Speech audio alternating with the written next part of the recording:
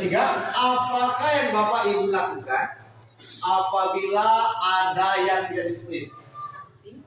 Sanksi. Apa dikasih bonus? Makin nakal dikasih bonus. Peringatan, sanksi peringatan. Peringatan dulu. Baru sanksi. Itu ya. Cukup ya. Itu tawaran. Baru paham. Sudah terbelakang. Ya. Budaya positif di sekolah sesuai dengan filosofi pendidikan kehidupan. Kalau nanti lu info, itu penggerak. Sekarang ini balik ke awal, ke bapak pendidikan. Semuanya filosofi kehidupan. Semuanya filosofi kehidupan. Itu basis dasarnya. Ya. Yaitu pendidikan yang berpihak pada murid.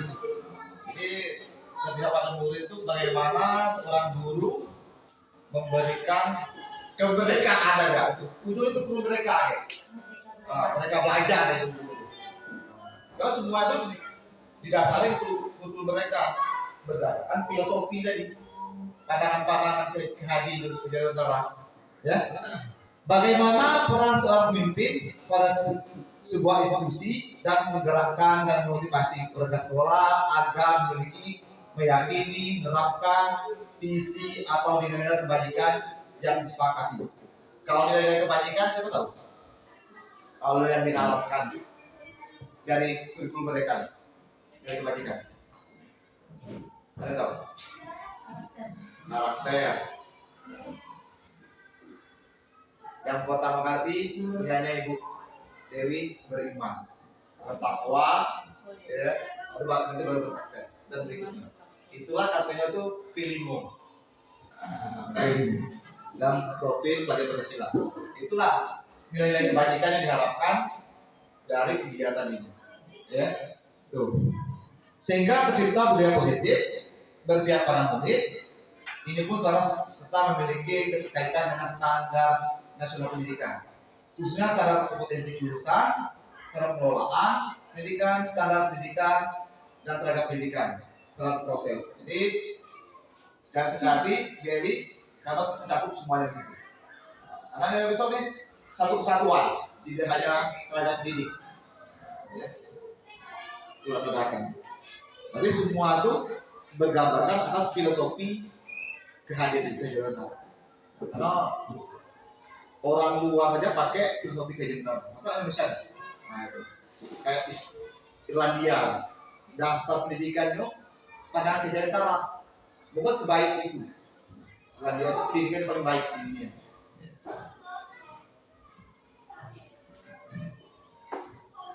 Nah, ini item-item yang ada di budaya positif terdiri dari disiplin positif dan nilai-nilai kebajikan. Yang lima tadi, nilai kebajikan yang diharapkan. Karena di kurikulum merdeka itu lima tuh yang mencapai yang terakhir itu. Profil Pancasila itu lima. Teori motivasi, hukuman dan penghargaan. Nah, nanti tidak semua yang tidak disiplin itu hukum. Ada beberapa pelanggaran disiplin, mungkin diberi motivasi, pendampingan, ya. Keyakinan kelas. Nanti keyakinan kelas dibuat berdasarkan kesepakatan guru dan siswanya di kelasnya masing-masing. Sehingga anak tidak merasa diintimidasi dengan hukuman yang diberikan. Kebutuhan dasar manusia. Ada yang tahu nggak kebutuhan dasar manusia? Anak-anak kita ini banyak ukuran butuh dasar. Pertama kali kasih sayang.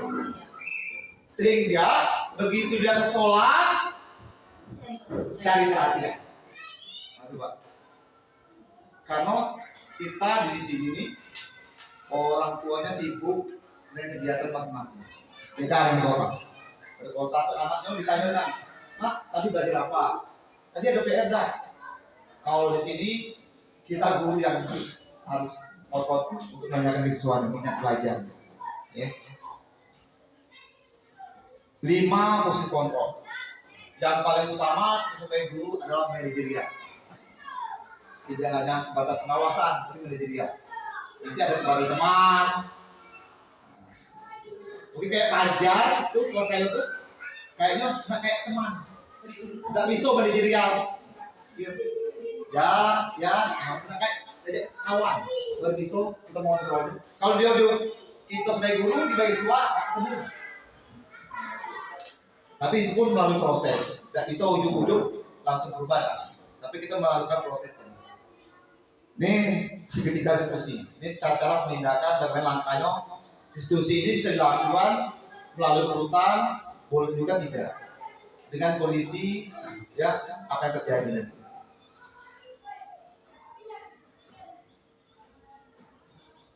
Ini disiplin nih. Makna disiplin. Makna disiplin adalah dalam rangka menciptakan lingkungan positif. Salah satu strategi yang perlu ditinjau kembali adalah menerapkan disiplin di sekolah kita. Nanti tidak bisa guru kelas B, tidak bisa ke kepala sekolah. Semua guru harus menegakkan disiplin. Jadi aturan sekolah kita efektif atau tidak? Apa hanya sebatas ditempel? Itu koreksi lagi. Kadang-kadang kan aturan itu lah dari zaman dulu kan? Iya. Sedikit tapi bermakna. Jangan aturannya banyak.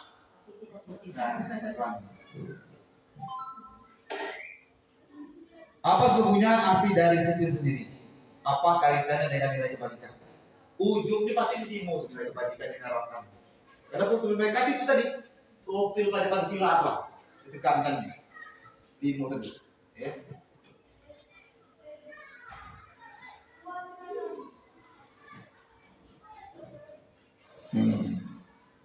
Tolong dibaca. 1 menit.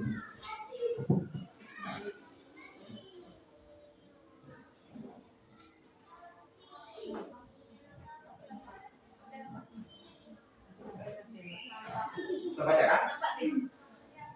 Sebelumnya, mari kita tanyakan ke diri kita sendiri. Bagaimana kita berbuat? Mengapa kita melakukan segala sesuatu? Apakah kita melakukan sesuatu karena ada dorongan dari lingkungan atau dorongan yang lain? Terkadang kita melakukan sesuatu karena kita menghindari dari sakit atau ketidaknyamanan. Terkadang kita juga melakukan sesuatu untuk mendapatkan apa yang kita mau. Pernahkah Anda melakukan sesuatu untuk mendapatkan senyuman atau pujian dari orang lain? Untuk mendapatkan hadiah atau untuk mendapatkan uang? Apalagi kita rasa orang melakukan sesuatu. Kalau di hati masing-masing. Itulah ya budaya positif. Ya.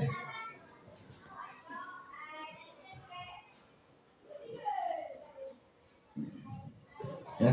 Dalam budaya kita makna kata disiplin dipengaruhi dari sesuatu yang dilakukan seorang pada orang lain untuk mendapatkan kepatuhan. Patuh, ya, taat, ya. Kalau menurut Bapak Kejaya Utara, di mana ada kemerdekaan, disitulah harus disiplin kuat. Sungguh pun disiplin itu bersifat yang tidak mewajibkan kita dengan sekeras-kerasnya, tapi itu sama saja. Kita tidak cakap melakukan selek disiplin, wajiblah penguasa lain mendisiplinkan diri kita. Jadi kalau kata kunci itu diri kita lah mendisiplinkan kita, bukan orang lain. Mulai dari di sini. Kalau bahasanya kayak tahu tuh, ingkaso, Sulodo, Angkaso, di depan jadi panutan, di belakang jadi motivasi dorong. Jadi guru itu tak bisa tidak. Di depan jadi memberikan motivasi, tidak bisa lepas dari semua itu. Di belakang, di depannya jadi contoh, di dua. Ya, saya kurang lancar kan masuk jauh. Saya tinggal di barat, saya orang barat, Jawa Barat. Sebagai pendidik, tujuan kita adalah menciptakan anak-anak yang memiliki disiplin, ya, diri, sehingga mereka berperilaku dengan mengacu pada nilai-nilai kebajikan universal, memiliki motivasi insting dari dalam. Jadi tidak perlu lagi disuruh. Dia udah tahu, ini salah. Hari Senin itu harus pakai baju lengkap. Nah, tuh. Yang piket nanti datang lebih duluan. Nah tuh penungguan itu. Ya boleh di sini. Inilah yang tujuan akhir.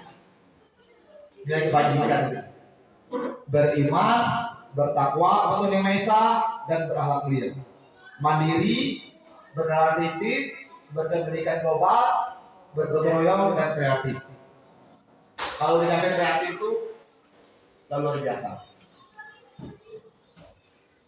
Tapi yang selama ini hilang bergotong royong. Kalau dulu kan semua kegiatan dilakukan bergotong royong bersama-sama. Tapi kita dalam hidup ini kan berproses, step by step. Inilah capaian yang akan dicapai dalam budaya politik dan kultur mereka. Profil Kode Bersima. Nih teorinya. Teori motivasi hukuman dan program atau restitusi. Restitusi adalah proses menciptakan bersih bagi murid untuk memperbaiki kesalahan mereka, sehingga mereka bisa kembali pada kelompok mereka dengan karakter yang lebih kuat. Proses kolaboratif mengajarkan murid untuk resolusi masalah mereka, membantu murid berpikir tentang seperti apa yang mereka inginkan dan bagaimana mereka semua orang lain, cara menghargai orang lain. Yang tua dihormati, yang kecil disayangi.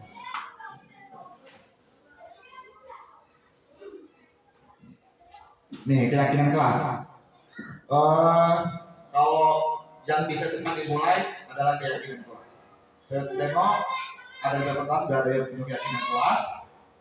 Kalau saya namanya untuk belajar. Jadi kita bersama-sama siswa menyepakati tentang aturan yang ada di kelas.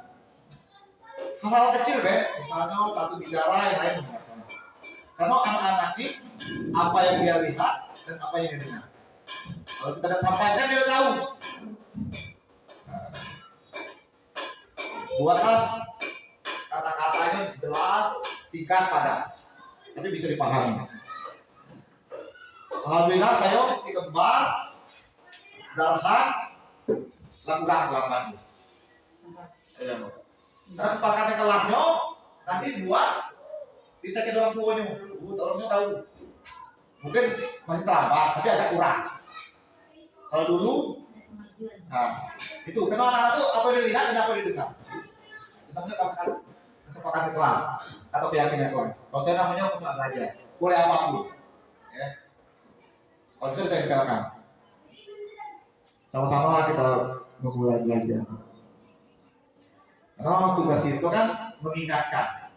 Selepas daripada itu dia bukan tugas itu. Tapi kalau kita mengingatkan, salah kita. Tuh. Nih, 5 kebutuhan dasar manusia.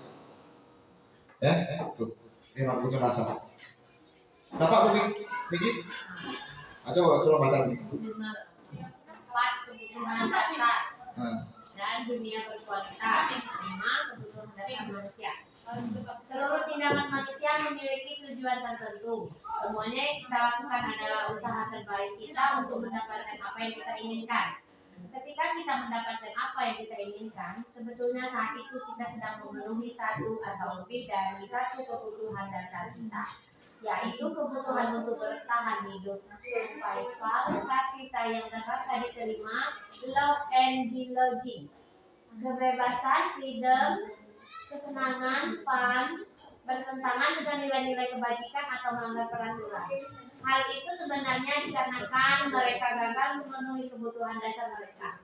Untuk lebih jelasnya, mari kita lihat satu persatu kelima kebutuhan dasar ini.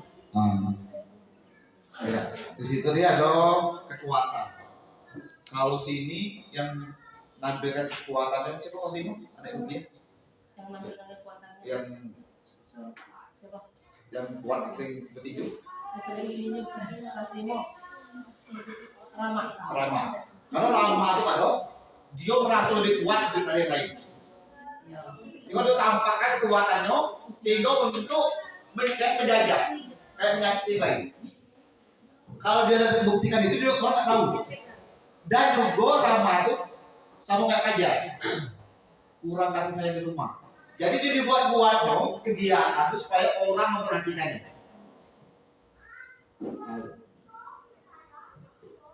Kalau Aprina itu lah kamu di rumahnya ditekan pemain. Begitu sih sekolah bebas. Dia pengen dapat kebebasan. Terasa pada sekolah itu bebas. Emasnya tidak ada. Kalau di rumahnya emas kan cubit Jadi karena 5 kebutuhan dasar manusia ini didapatkan di rumah. Jadi dia mencari-cari di sekolah dicari-carinya. Ya. Kesenangan tadi. Rama kan, Mama Kato kan agak di bawah. Jadi kesenangan itu kadang-kadang punya kawannya diambil Yang penting dia nampakkan kekuatan lagi. Kuasa. Itu biasanya kalau kelas tinggi ke kelas rendah. Tapi pada dasarnya bisa perhatikan di sini kurang kasih sayang. Nah, ya, itu kan bedanya kalau di kota dengan di desa. Karena tak bisa kita pungkiri orang tua kan lagi menutupi kebutuhan. Tengok perhatian kepada anak itu agak kurang. Ada dipungkiri.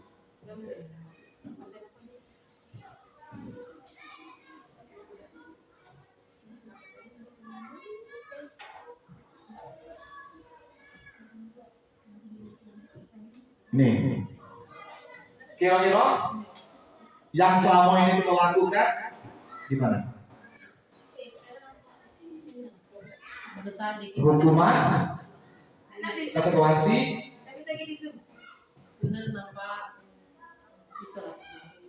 kontrol benar tuh apa ya bisa? Kira-kira selama ini yang kita lakukan kisah.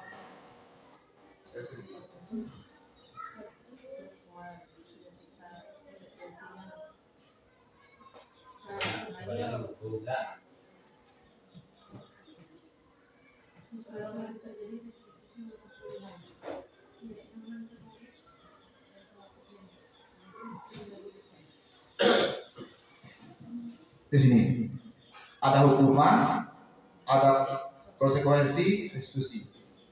Kalau kita lihat pertama, sesuatu yang menyakitkan harus terjadi. Besok pagi tidak sekolah lagi, dipanjang dari dengan ayah, dengan hukum itu, karena menyakitkan, itu memalukan begitu. Kalau konsekuensi, kayak Bu Ina tadi, karena dia patah sapu, gede. Itu konsekuensinya.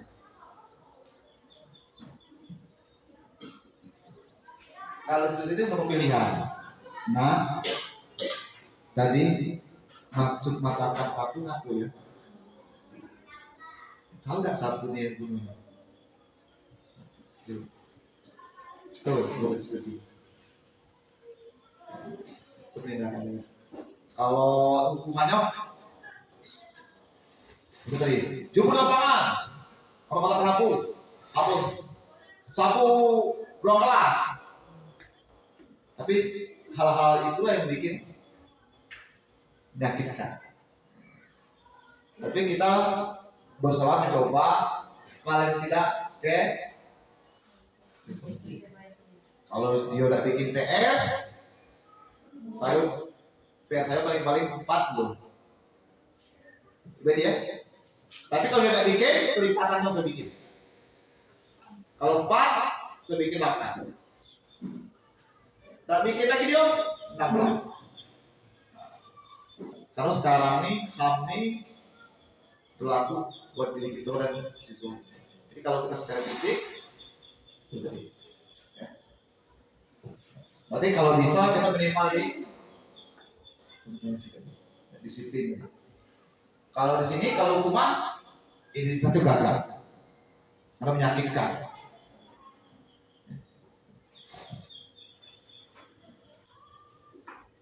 Kita bersama-sama memulai mencoba. Jadi tidak semua sesuatu itu dihukum lebih baik.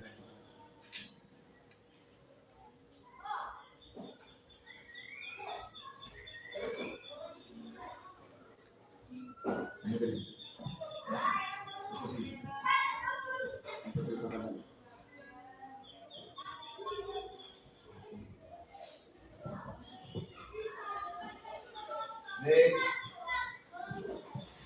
tidak nyaman untuk murid, anak untuk jangka waktu panjang. Tidak nyaman untuk murid, anak untuk jangka waktu yang pendek. Mungkin cepat gitu kali, ataupun cepat menerima. Ya, tuh.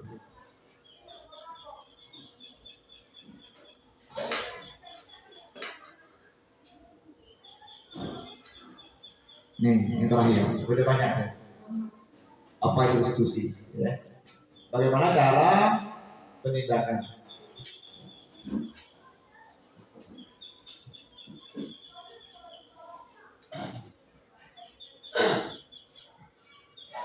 Oke. Ini yang diharapkan, ya, motivasi teman. Ya. Jadi kira-kira kita sebagai apa? Pendukung, pembuat orang merasa bersalah, teman, pemantau, manajer. Tapi hal yang terbaik seorang guru adalah manajer. Ya, tuh. Satu, guru motivasi, guru berbuat. Hukumannya menghardi, menunjuk, menyakiti, mencaci. Lolonya itu sebuah hukuman. Kalau dia membuat orang merasa bersalah, berceramah menunjukkan tuh kekecewaan mendalam. Tadi ngaku yo, sapu kok bisa dipantai? Tahu nggak guna sapu? Karena sapu ini sangat penting di sekolah karena untuk bersihkan kelas. Fajar tahu nggak kalau belajar itu penting? Karena tugas Fajar itu belajar. Ulang tunjuk kan udah mati-matian dari nafkah. Kata-kata yang itu gunakan dalam membuat orang merasa bersalah. Bagaimana membuat orang itu merasa bersalah? Menyadari kesalahannya. Kalau dia teman, bagaimana teman? Tadi kok bisa macam itu aku ya? Aku tadi hilang. Nah, kata-kata yang kayak gitu di atas teman. Tapi tidak semua yang terjadi sebagai teman. Nah, tinggal identifikasi lagi. Pemantau, menghitung dan mengukur.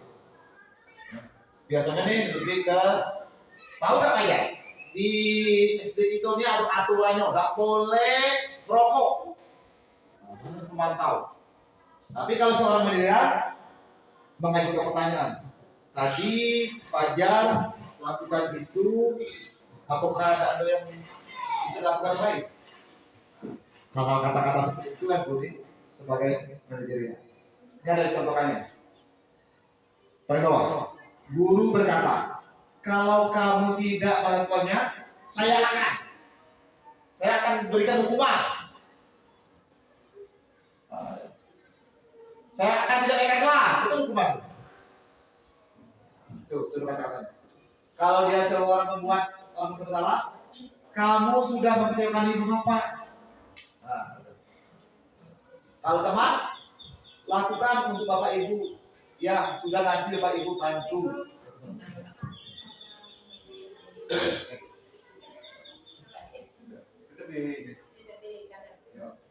Ya, tuh. Ya. Kalau berikutnya pemantau. Apa peraturannya? Apa konsekuensinya? Lebih ke penegasan aturan di sekolah. Kalau mandirian, apa yang kita yakini, apa yang kamu meyakini, hal tersebut. Kalau kamu meyakinkannya, kamu membaikinya, bahasanya lebih lembut. Gabungan dari semua motivasi. Tapi yang paling baik itu ya, jadi mandirian. Itulah mudah-mudahan nanti sama-sama kita mencoba melakukan dengan bahasa-bahasa kalbu. Apalagi kalau di ibu nih Pak, dia pendekatan lebih anak-anak lebih dekat daripada bapak-bapak.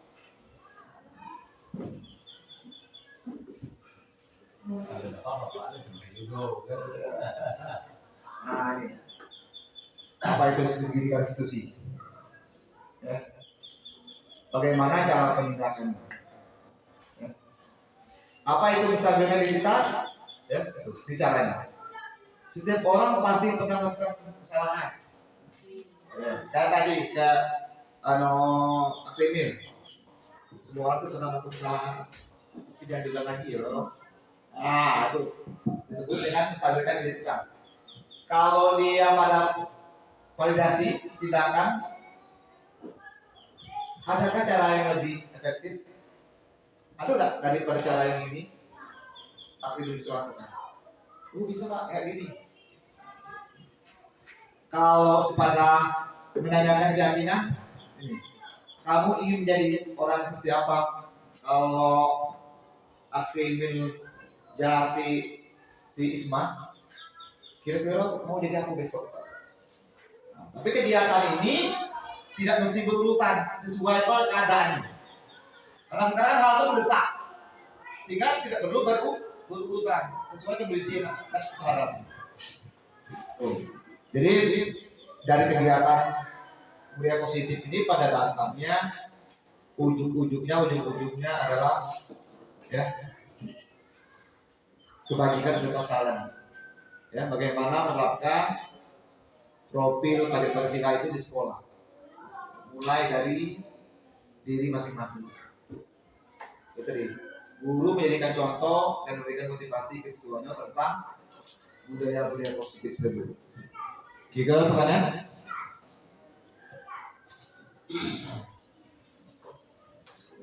Kalau ada pertanyaan silakan.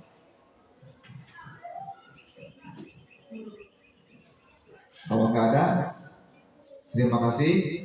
Semoga bermanfaat bagi kita semua dan dapat diterapkan mulai dari diri kita masing-masing. Minimal bikin kesepakatan kelasnya. Nanti tulis di bukunya masing-masing tantangan orang tua biar orang tua tahu. Jadi begitu kita menindakkan, kita udah landasannya. Berarti kita pernah memberitahu.